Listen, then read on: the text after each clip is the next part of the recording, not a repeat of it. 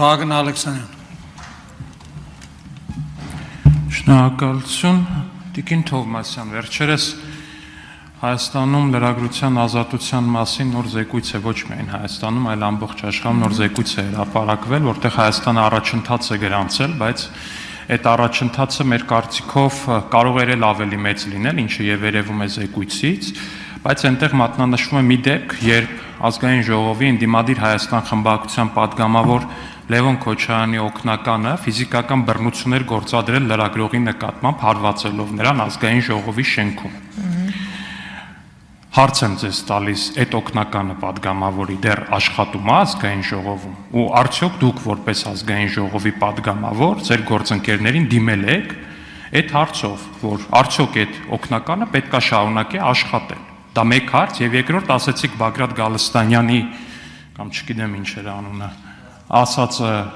այլ կոնտեքստում էր, որ խնդրեմ կմեջբերեք Բագրատ Գալստանյանի ասածը հասկանանք այդ ինչ կոնտեքստում էր, որ մի հատ էլ ուրիշ է։ Շնորհակալություն։ Շնորհակալություն, իհարկե պարոն Ալեքսանյան, կզարմանայի, որ դուք այս հարցը չտայիք։ Ամեն դեպքում ես ուզում եմ արձանագրել, որ մենք քննում ենք Անդրանիկ Քոչարյանին վերաբերվող էթիկայի հանձնաժողով ստեղծելու հարցը, իսկ Լևոն Քոչարյանի օգնականի հարցը այստեղ վերաբերելի չէ։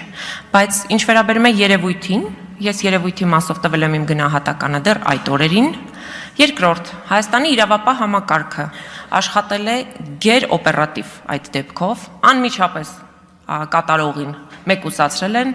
կալանավորել են, դրանից հետո իրավական գործընթացը լայն թափով տեղի է ունեցել եւ բացարձակապես այս եզրույթները միմյանց հետ համեմատելի չեն։ Մենք խոսում ենք падգամավորի վարքագծի մասին եւ կարծում եմ, որ դուք այս տարբերությունը շատ լավ հասկանում եք եւ Ազգային ժողովի падգամավորը իրավունք չունի որևէ լրագրողի նկատմամբ ցուցաբերի խտրական վերաբերմունք, այնպես ինչպես որևէ քաղաքացի որևէ մեկը իրավունք չունի լրագրողի մասնագիտական գործունեությունը խոչընդոտելը, առավել եւս բռնության մասին խոսելը։ Իսկ ինչ վերաբերում է Բագրատ Սրբազանի խոսքերը մեջ բերելուն, ես կարծում եմ, որ ես չէ, որ պիտի ձեզ համար կրկնեմ այդ խոսքերը, դուք կարող եք YouTube-ը հետ տալ եւ YouTube-ով լսել ինչ է ասել եւ ինչ կոնտեքստում։ Շնորհակալություն։ Շնորհակալություն, Տիկին Թովմասյան, բախնդիրն էլ հենց այդ է, որ քննարկում եք այս հարցը, բայց չեք քննարկում այն հարցը։ Հիմա ուղիղ փաստ կա, падգամավորի օգնականը, հա, падգամավոր չի, ընդունում եմ կարգավիճակների տարբերությունը, բայց падգամավորի օգնականը լրագրողը ծեծել է։ Դրա հետ կապված ոչ մեկը ոչ մի բան չեք ասել։ Ասում եք մենակ հիմա։ Ես դուք լսեցիք, որ ասեցի դատապարտել եմ։ Չէ, խնդրում եմ թողեք ավարտեմ։ Ոչ մի բան չեք ասել։ Այդ падգամավորի Տիկին Թովմասյան թողեք ավարտեմ։ Թույլ տվեք թող ավարտի падգամավորը, հետո դուք կունենաք վերականգնեք էլի խնդրում։ Հետո դուք կունենաք արձագանքի հնարավորություն։ Համեցեք ավարտեք հարցը։ Շնորհակալություն։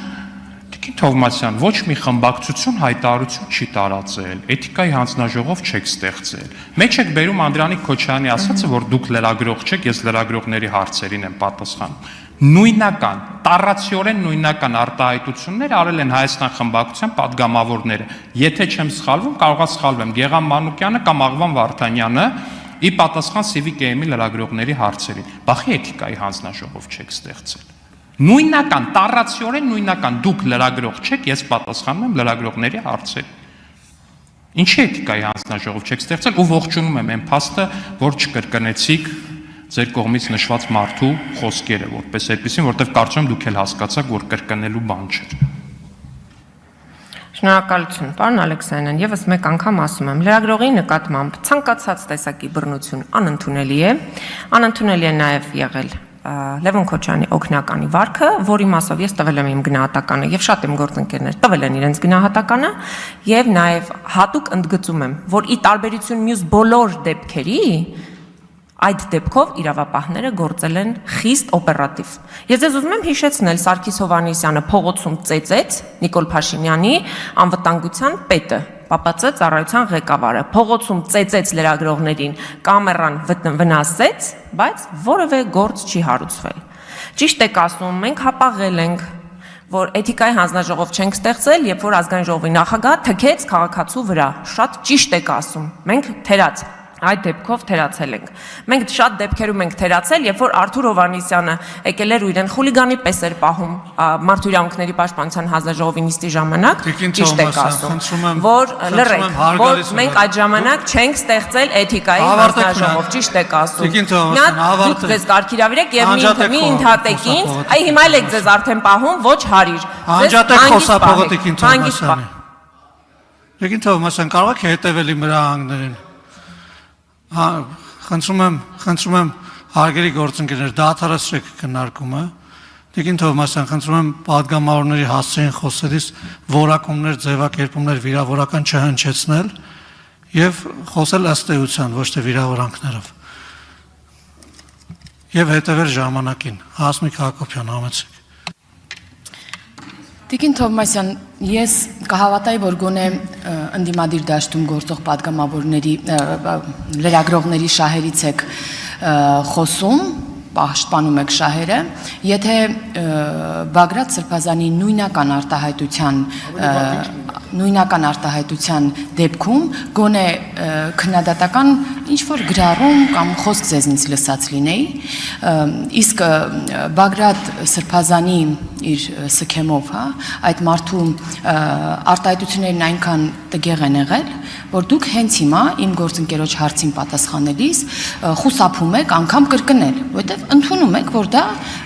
տհաճ է եղել ավելի ձևակերպումը, իսկ ես չեմ խուսափի եւ կասեմ, որ ասել է բերանդ լվա եւ ինչու հարց ձևակերպեմ, ինչու դուք այդ նույն լրագրողին, այդ նույնատիպ ավելի վատ արտահայտության դեպքում չքննադատեցիք։ Շնորհակալ եմ։ Հատուկ Արթուր Հովհաննիսյանի համար։ Մյուս անգամ չփորձեք խոչընդոտել, երբ որ ես խոսում եմ։ Հանգիստ լսեք եւ լսեք նաեւ քննադատություն ու փորձեք վերանայել ձեր վարքագիծը։ Պարոն Արշակյան, այստեղ ես կանգնած եմ, դուք անջատում եք իմ խոսափողը։ Այս ինչ վարքա ընդհանրապես